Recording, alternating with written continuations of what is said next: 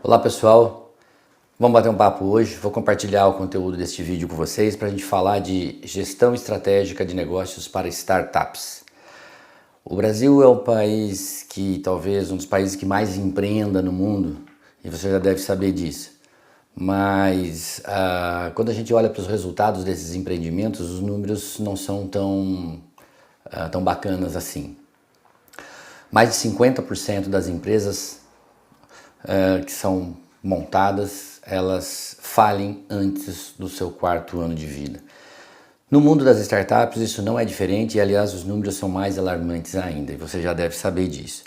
Nós estamos aqui para falar de gestão estratégica de negócios porque talvez esta incompreendida seja a única ferramenta que você empreendedor tem a seu favor para transformar a sua ideia num negócio de sucesso.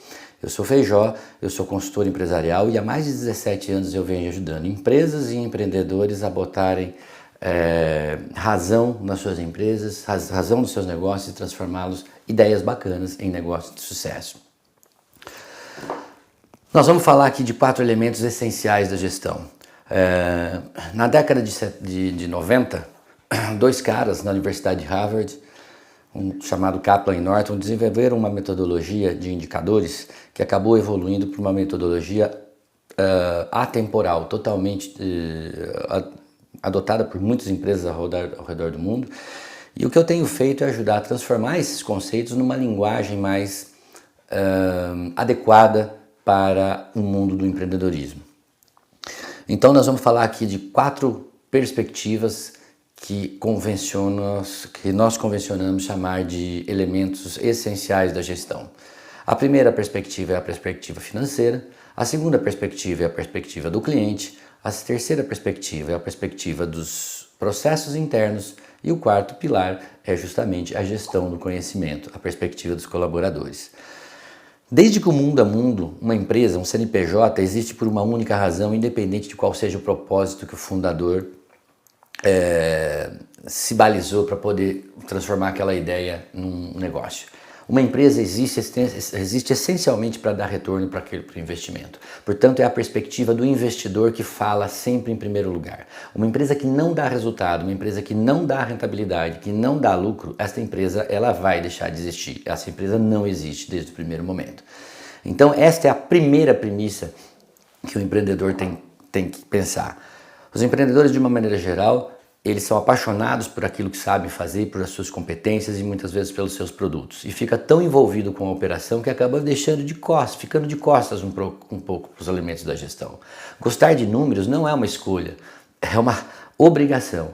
Invariavelmente você vai ter que gostar de números e aprender a lidar com o encadeamento de alguns indicadores. Pois bem, na segunda perspectiva, a perspectiva do cliente, é aquilo que eu chamo de marketing estratégico. É aquilo que vai fazer com que você consiga alcançar o seu Product Market Fit. Entender o seu cliente profundamente e saber o que é valor para ele vai fazer com que você ajuste e faça todas as pivotagens necessárias para poder fazer o ajuste do produto adequado, seja através da sua forma de distribuição, através do preço, através do branding desse produto, através da disponibilidade, a forma como você distribui, ou seja, tudo aquilo que o seu cliente, tudo aquilo que o seu público, a sua persona entende que é valor para ela, você tem que conhecer. Por quê? É justamente este cara que compra, é justamente esse cara que influencia outros pares dele e é justamente esse cara que paga mais pelo seu produto.